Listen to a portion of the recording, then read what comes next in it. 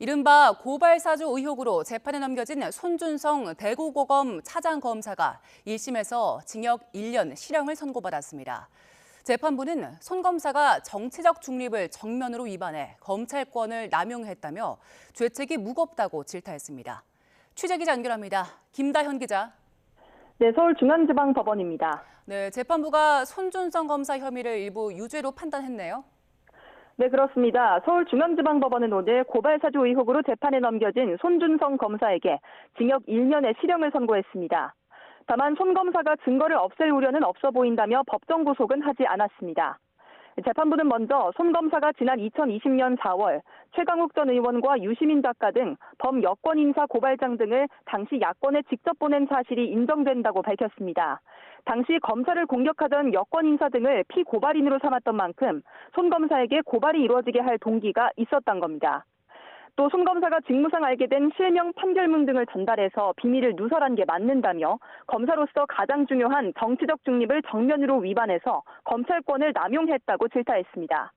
그럼에도 고발장이 수사기관에 접수되지 않는 등 실제 선거에 영향을 미치지는 않았다며 공직선거법 위반으로 처벌하기는 어렵다고 판단했습니다.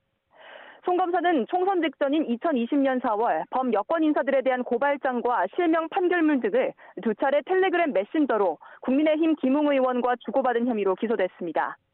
윤석열 당시 검찰총장의 측근으로 대검 수사정보 정책관이었던 손 검사가 여권의 부정적인 여론을 형성해 총선에 개입할 목적으로 고발장을 작성했고 검찰 출신인 김 의원을 통해서 당시 야당 측에 이를 전달했다는 내용입니다.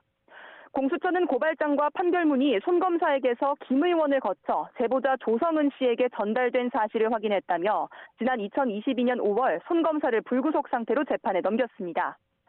지난해 11월 결심 공판에선 손 검사가 윤석열 당시 총장을 비호하기 위해 국기문란 행위를 저질렀다며 징역 5년을 구형했습니다. 오늘 판결은 공수처가 직접 기소한 사건 가운데 처음으로 유죄가 선고된 사례이기도 한데요.